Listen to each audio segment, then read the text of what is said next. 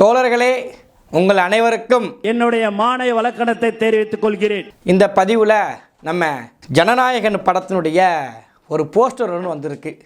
ஏன்னா போஸ்டர் வந்ததுக்கெல்லாம் பாலா நீ பேசிகிட்டு இருக்க அப்படின்னு சொல்லி உங்களுக்கு ஒரு கேள்விகளும் சத்தியமாக சொல்லலாம் எனக்கே அசிங்கமாக தான் இருக்குது இந்த வீடியோ போகிறதுக்கு. எப்படின்னா அசிங்கமாக கூச்சமாக வெக்கமாக தான் இருக்குது. ஆனாலும் போலி முகத்தை தோல் உரிச்சிக்கிட்டே இருக்கணும். இல்லைன்னு வச்சுக்கோங்களேன், இந்த நரி, இந்த எலி, இந்த பூனை, இந்த காக்கா சிங்க வேஷத்துலேயும் புலி வேஷத்துலேயும் வந்து நானும் புலி தான், நானும் சிங்கம், நானும் ஆட்டத்தில் இருக்கேன்னு சொல்லி நம்மளை ஏமாற்றிட்டே இருப்பாங்க. அப்போ இவங்க ஒவ்வொரு வேஷம் போட்டு வரும்போதும் நம்ம அந்த வேஷத்தை கலைச்சி நீ உயர பறந்தாலும் நீ கழுகு கிடையாது, காக்கா தான். நீ உருமுனாலும் நீ புலி கிடையாது, பூனை தான். நீ கர்ஜித்தாலும் சிங்கம் கிடையாது, அசிங்கம்தாங்கிறத நம்ம மக்கள்கிட்ட அம்பலப்படுத்திக்கிட்டே இருக்கணும். அதன் அடிப்படையில் தான் நம்ம இந்த ஜனநாயக படத்தினுடைய போஸ்டரை இன்றைக்கி வந்து வெளியிட்டிருக்கார். இப்போ விஜய் அவர்கள் இந்த படத்தினுடைய போஸ்டரை இன்னைய தேதி வெளியிட்டிருக்கார். இன்னைய தேதிங்கிறப்ப நான் வீடியோ போடும்போது மறுநாள் கணக்காயிரம் வச்சுக்கோங்க, நம்ம வீடியோ லேட்டாக தான் வரும். இப்போ இந்த போஸ்டர் எதற்காண்டி உடனே வெளியிடுறாங்கன்னா, நேற்றைய தினத்தில் தவேகா கட்சியினுடைய பொது குழும் கூட்டம் எம்பளத்தால் சொன்னார்ல, பொது குழும் கூட்டம். அந்த பொது குழும் கூட்டத்தில் விஜய் அவர்கள் பேசிட்டார். விஜய் வெளியில் வந்துட்டாப்புல. எதுக்கு வெளியில் வந்தார்?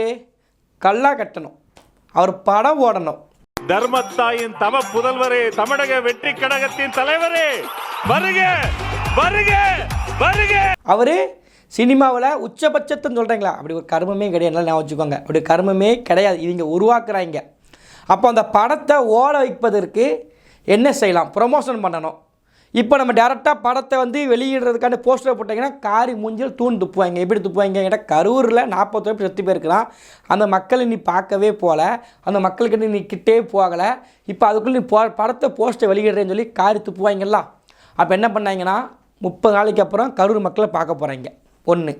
ரெண்டாவது, கரூர் மக்களை பார்த்தாச்சு. இப்போ பொதுக்குழு கூட்டத்தை கூட்டிடுவோம். ப்ரொமோஷனுக்கு பொதுக்குழு கூட்டத்தை கூட்டினார். படத்தினுடைய போஸ்ட்டை வெளியிடுறாங்க. அதுலேயும் அந்த கட்சியினுடைய இன்னும் ஏதோ ஒரு பொறுப்பில் இருக்கார், எனக்கு பேர் தெரில. ஆனால் நம்ம ஜட்டி குமார் இருக்கார்ல, அவன் பேர் பாபுகுமார் கிடையாது, ஜட்டி குமார். நம்ம ஜட்டி குமார் ரியல் எஸ்டேட்டை நாங்கள் மாற்றவே மாட்டோம் அப்படின்னு சொல்லி பெருமையாக மாறு தட்டி ஃபயர் விட்டு பேசுகிறாங்க. இப்போ இது ரியல் எஸ்டேட்டை மாற்றி போட்டாங்கன்னு வச்சுக்கோங்களேன், கரூரில் அப்பாவி மக்கள் 41 பேர் எங்கள் உறவுகள் செத்து போயிட்டாங்க. அந்த நேரத்தில் அங்கே துக்கம் விசாரிப்போங்க. 41 உயிரை விழுங்கிய நாயகனே, 40 நாள் தலைமறைவாக இருந்தவரே,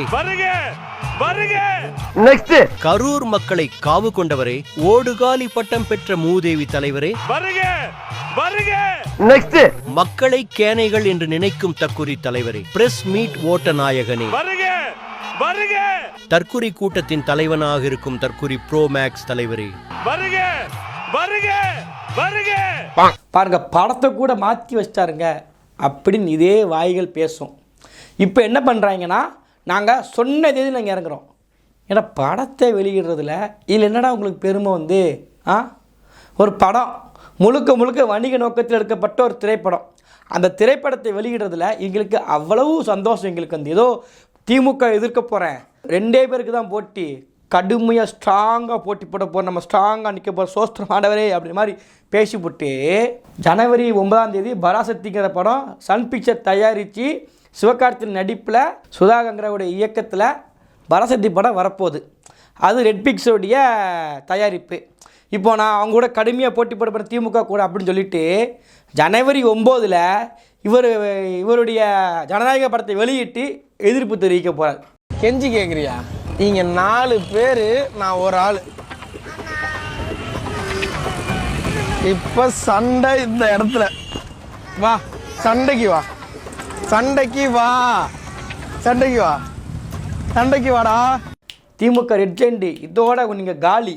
நீங்கள் இந்த படத்தை எடுக்கிறீங்க, உங்கள்கிட்ட இருக்க ஒட்டுமொத்த பணமும் எப்படி சிவாஜி படத்தில் எல்லாருடைய பேங்க் அக்கௌண்ட் மைனஸில் போகும் தெரியுமா? ஆரம்ப படத்துலேருந்து அஜித் அவர்கள் பேசிக்கிட்டே இருக்கும்போது அந்த பேங்க் மேனேஜரை மொத்த காசு 0 ஆக்குவார்லாம். அந்த மாதிரி ரெட் ஜெயண்ட் மூவி கதை முடிஞ்சிருச்சு. இதோட கதையை முடிக்க போகிறேன். இதுதான் விஜயோடைய மாஸ்டர் பிளான். 2026 எப்படிடா தேர்வை சந்திக்க போகிறோம், நம்ம என்ன பண்ண போகிறோம் அப்படின்னு யோசிச்சுட்டு இருக்கும்போது தளபதிக்கு யோசித்த ஒரே ஐடியா கான்ஃபிடென்ட்டாக அந்த வந்து ஐடியா என்ன தெரியுமா, ரெஜெண்டு பிக்சரை கதையை முடிக்கிறோம். இதுதான் விஜய் அவர்களுடைய மாஸ்டர் பிளானாக வந்திருக்கு. இந்த மாஸ்டர் பிளான் வந்து நாசமாக போகணும் வழக்கம் போல். அது மட்டும் இல்லாமல் இதே ஆதவர்த்தி நான் சொன்னார், கருப்பு சிவப்பு சைக்கிளில் வந்து உங்களுக்கு ஆதரவு தெரிவித்தாருங்க அப்படின்னாங்க. தலைவரே எலெக்ஷன் இன்னைக்கு கருப்பு சிவப்பு சைக்கிளோட வந்து உங்களுக்கு ஆதரவு கொடுக்குறேன்னு சொன்னாரு. உங்களுக்கெல்லாம் வந்து நன்றி உணர்வு இல்லை? இப்போ பாருங்க, சமீபத்தில் இந்த பொது குழு கூட்டம் கூடுறாங்களா, வந்ததுக்கு ஒரு ஆக்சிடெண்ட்டுங்க, கார் ஆக்சிடெண்ட்டுங்க. இப்படி இவர் போகிற இடத்துல இருந்து வந்த இடம் முழுக்கவே ஒரே ஆபத்தாக இருக்குது. அதுலேயும் அதில் ஒரு அம்மா பெருமையாக பேசுது. பார்க்க முடியாமல் அவர் பார்த்தோன்னே எங்களுக்கு அழுகதான் வந்துச்சு. அவரை பார்க்கணுன்னே மெயினாக வந்தது. இன்னைக்கு வந்து நான் வந்திருக்கேன்னா என் பொண்ணு அங்கே ஐசியூவில் அட்மிட். ஆக்சுவலி எனக்கு ஒரு பொண்ணு, என் பொண்ணு உடம்பு சரியில்லாமல் ஹாஸ்பிட்டல் இருக்கா இப்போ. ஆனாலும் சாரை பார்க்கணும்னு நாங்கள் பழனியிலேருந்து வந்திருக்கோம். என் பிள்ளை ஐசியூவில் இருக்குது, ஐசியூவில் இருக்குன்னு விஜயை பக்கத்துக்கு வந்திருக்க, பார்த்தா கண்ணீர் வந்துருச்சுன்னு. இந்த பணத்தை பார்த்தா கண்ணீர் வரும் நமக்கு. வந்து ஒரு பணம் இருக்குன்னா இறந்துட்டாங்க வேண்டப்பட்டவங்க பார்த்தோன்னே ஐயையோன்னு அழுவோம். எனக்கு புரிய மாட்டேங்கி இவங்க என்ன மனையில் இருக்கிறாங்க. ஒரு அம்மா என்னென்னா குழந்தை போனால் போயிட்டுங்கிறாங்க. இந்த அம்மா என்ன சொல்லி எனக்கு ஒத்த பிள்ளை தான் ஐசியூவில் இருக்குது, நான் அதை விட்டு போய் விஜய் பார்க்க வந்திருக்கேங்க. இவங்க உலகத்தில் நம்ம வாழ்கிறோன்னு நினைக்கிறப்போ நமக்கே அசிங்கமாக இருக்குது. அதனால் சின்ன போஸ்டர் இல்லைங்க, சின்ன கிளிப் வந்தாலும் நம்ம கிளிக்கணும். இவங்க வந்து எப்படின்னா அரசியலை தாண்டி மனிதர்களாகவே நம்ம கூட பயணிக்கிறது நம்ம அறிவுறுக்கப்படும். நம்ம வந்து ஒரு அசிங்கத்தை பார்க்குற மாதிரி ஒரு தாவைக்கா தொண்டனைக்கும் ஒரு விஜய் ரசிகரையோ நீங்கள் ஒவ்வொருத்தங்களும் நீங்கள் பார்க்கணும். நான் சிரிக்கிறதுக்கு சொல்லலை, சீரியஸாகவே சொல்கிறேன். அவ்வளவு வைக்கிற புத்தி முழுக்க பாலிடிக்ஸ் பண்ணி விளம்பரம் தேடி அவர் படத்தை ஓட வைக்கிறதுக்காக தான் முழுக்க இந்த சம்பவமே பண்ணியிருக்கார் விஜய் வந்து. அப்போது நம்ம ஒருமித்த குரலில் கான்ஃபிடெண்ட்டாக இருங்க.